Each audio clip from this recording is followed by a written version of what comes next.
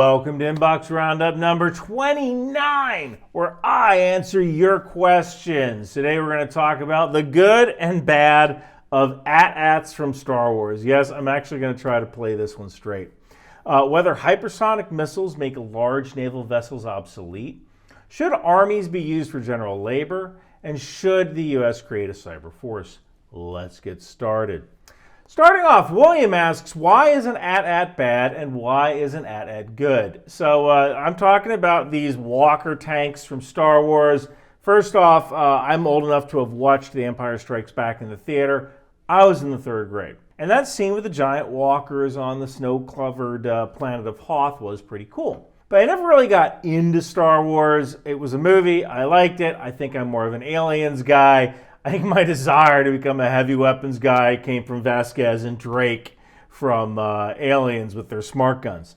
But I did read the Star Wars databank to try to answer this question. And the Star Wars databank says that the All-Terrain Armored Transport, or AT-AT Walker, is a 4-legged transport and combat vehicle used by the Imperial Ground Forces, standing over 20 meters tall, with blast-impervious armor plating. These massive constructs are used as much for psychological effect as they are for tactical advantage. Now, Wikipedia says that regarding weapons, the AT-AT has 2 medium lasers and a pair of heavy laser cannons on the chin. Now, these things have some pretty heavy armor, which is why the rebels tried to destroy them with tow cables in The Empire Strikes Back during the Battle of Hoth. But let's just get this out of the way. It looks cool. It really does. Now, a rotating turret might be a little more practical instead of something with limited traverse and elevation because these vehicles are totally vulnerable from the rear and from the sides. Even just putting an anti-personnel weapon on the rear or the sides might be a good idea. But first, let's talk about the general advantages of such a platform. I mean, number one, it's 20 meters tall. That's about the height of a 6-story building, so it has amazing observation capabilities and command of the battlefield. There's also a psychological impact in seeing something that big. I mean, the Romans used to use elephants during the Second Macedonian War, and they weren't just used for psychological impact, but also tasks like pulling down walls. So something like this could be very terrifying to insurgents with only small arms, or to primitive, less technically adept species or planets. So even if you plant some kind of improvised explosive device at the base of these walkers' legs, you're going to have a problem. Nothing you can carry on your back and plant on a roadside as like a roadside bomb, an IED, is going to do a darn thing to that walker's legs. Nothing. Maybe a vehicle-borne improvised explosive device might, but those things might get destroyed as the walker moves close to them, or the Empire just wouldn't traverse in areas where they have to be around VBIDs or vehicle-borne improvised explosive devices. So, couple of things here. I could actually see the AT-ATs being used in a logistical capacity, moving troops or supplies, especially in areas where insurgent activity is heavy. Also note that things like snow and mud probably wouldn't be much of a problem for these things. Yes, these things probably weigh a lot, but even with mud or snow, you're going to hit solid ground eventually. So this thing can probably traverse all sorts of terrain, all-terrain AT-AT, right?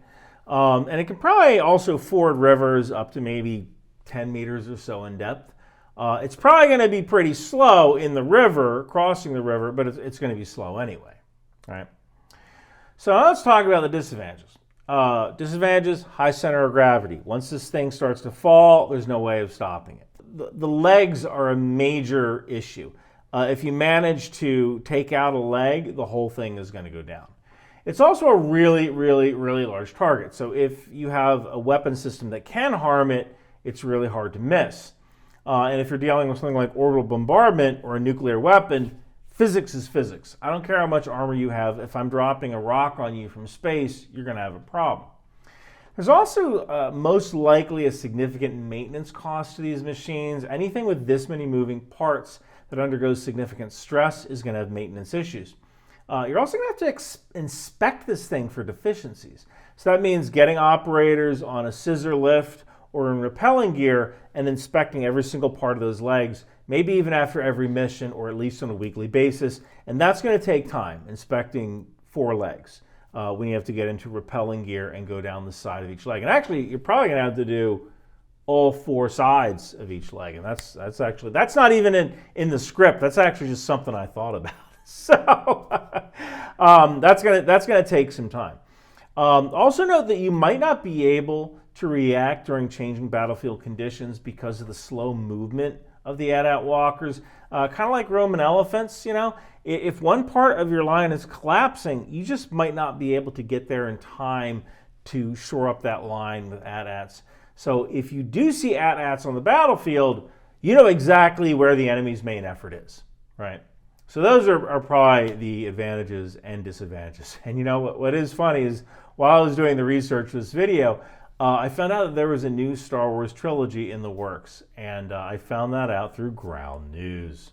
So literally minutes ago, a story hit the wire that President Trump directed that Guantanamo Bay Naval Base in Cuba hold migrants that are in the U.S. illegally. And this is why Ground News is so valuable, because you get to see the language of both the left and the right and how they cover a story. For example, the left emphasized that the order exploits a tragedy, but the right emphasized that the Department of Homeland Security ended the temporary protected status of Venezuelans, a Venezuelan man being the person who killed Laken Riley. So without Ground News giving you both sides of the story, you may only be getting half the story. Ground News is a news aggregator which gives you the bias, factuality rating, and the ownership of your news source so you can know who is letting you know what to think. And if you lean left or lean right, Ground News has a blind spot report. So you might find stories of things you might have missed because of the news stories that you consume. I actually pay for Ground News. They do not give it to me for free. I even gave my dad a Ground News account. This is a great tool, not just for yourself, but for that family member that only gets their news from one source. So click the link in the description below or go to ground.news/Ryan to get 40% off the Vantage plan, which is what I own and what I bought my dad. And let's get informed together. Next, Richard's asked, greetings from Perth, Australia. Could you please opine on whether hypersonic missiles will make large naval vessels obsolete? So first, let's clarify what we mean by hypersonic. Well, the general consensus is that technically this refers to anything traveling over Mach 5. When we talk about a hypersonic missile today, we usually tend to mean hypersonic glide vehicles with maneuvering capabilities. These are undeniably advanced weapons, but at their core, they still perform a very similar function, delivering a warhead to a target. Anti-ship missiles have existed for decades. For example, during the Falklands War, the HMS Sheffield was sunk by an Argentinian launched Exocet missile, which was a French missile, by the way. And this was a subsonic missile. These weapons have always been a threat to naval vessels. Hypersonics are essentially an evolution of that, not even a revolution. It's just an evolution. Here's a key point. Hypersonic missiles don't change the base equation of war. Yes, it delivers its payload faster and with less time for interception. But at the end of the day, it's still delivering a 2,000-pound warhead as a conventional missile. The difference is in the delivery mechanism, not the destructive power. So large naval vessels like aircraft carriers are designed with survivability in mind. They have compartmentalized hulls, they have redundant systems, they have significant defensive capabilities. They have multiple ships surrounding them that act as pickets that can shoot missiles down. To sink a ship of this size, you're not just going to need one hypersonic missile. You're going to need multiple hits with hypersonic missiles. And that's kind of where cost begins to be a factor. Hypersonic missiles are incredibly expensive. And it goes back to the materials. The materials that you need to withstand the heat and stress of traveling at Mach 5 or greater are just cutting edge. And they're costly. And economies of scale aren't going to bring these prices down. So while a hypersonic missile is faster, it's also more expensive than a traditional cruise missile, and you're essentially paying a premium for speed without actually sacrificing destructive capability.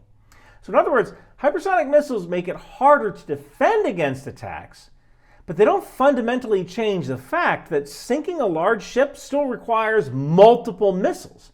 And firing many of these missiles is a very expensive proposition. So do hypersonic missiles make large naval vessels obsolete? Not at all. They're a new challenge, yeah, sure. But one that navies will adapt to, just as they've adapted to every other weapon system introduced in the past century.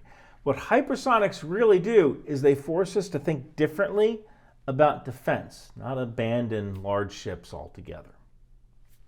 Next, Patrick asks, what is your take on countries like Egypt who use their militaries as workforces instead of having downtime? Should the U.S. adopt this strategy? The Egyptian military, active and reserve personnel raise chickens, grow wheat, build roads, build housing, etc.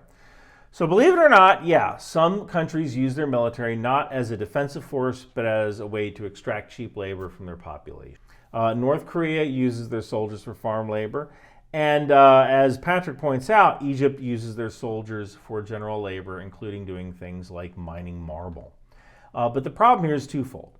The first is that if you're not actually doing any military training, you're not going to be a very effective fighting force. And the second is that the troops know it's a bunch of BS. Troops genuinely want to train, do actual military training. They want to do the whole cool soldier stuff day in, day out. That's how you get your retention. If you have soldiers who are constantly doing training, you're going to have some happy soldiers. The problem happens when soldiers have nothing to do or they're doing stupid work.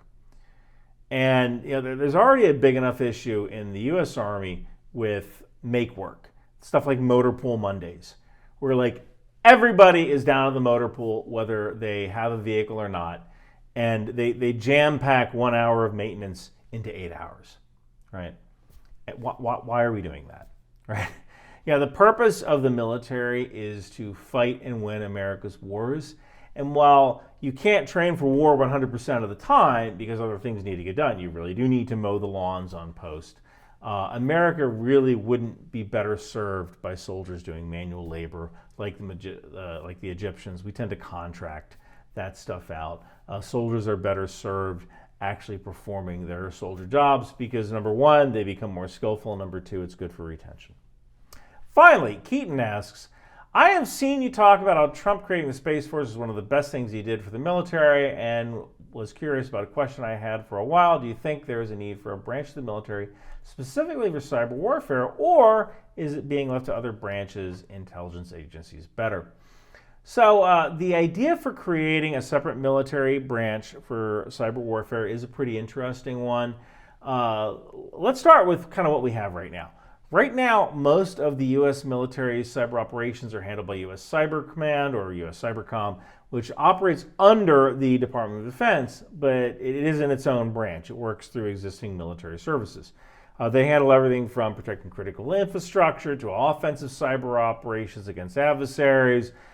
It's a specialized unit with a very clear mission, but it draws resources and talent from other branches. Now, the question is whether cyber warfare needs its own branch, kind of like the Space Force. Here's the deal. A standalone cyber branch could centralize resources, yeah. It could also attract talent directly into cyber roles, kind of like what the Space Force is doing, and just kind of creating a streamlined command structure for offensive and defensive cyber operations. So it could bring more more focus and efficiency to the fight in the cyber domain. However, there's a flip side to this.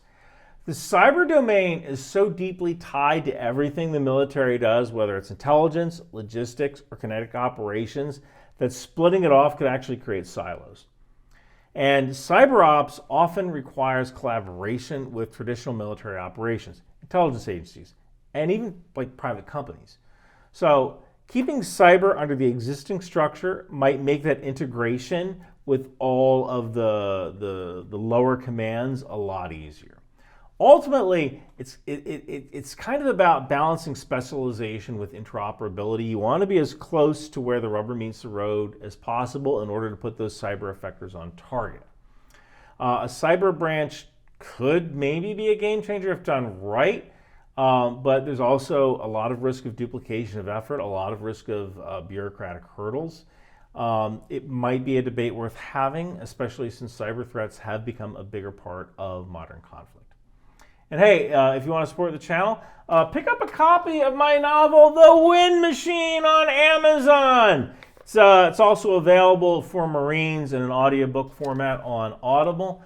You can also grab one of my Alcoholics Moving Cargo t-shirts from Bunker Branding. Everything goes to support the channel, and I still have patches alcoholic moving cargo patches for you guys as well. And thank you so much for watching. Wow, this girl from Watertown sure is cool. Hey kid, what's going on? Think tank! You know, a girl from Watertown is kind of like riding a moped. It's lots of fun till your friends see you on one. What's really cool is a t-shirt or hoodie from Bunker Branding. Wow! Intel Life! Control-C, Control-V! That's exactly what we do! And Bunker Branding has all sorts of cool gear. Intel Life, Air Assault, Live, Laugh, Launch for Destroyer, Trident, HIMARS, and Patriot. Think outside the bomb. Drone Sweep Drone, Department of the Boat People, landmines, and even the tow missile. It would behoove you to grab one today. Girls from Watertown aren't cool, so wear your Bunker Branding gear. Now I know. And knowing's half the battle. Hey babe, you wanna dance? Bunker Branding!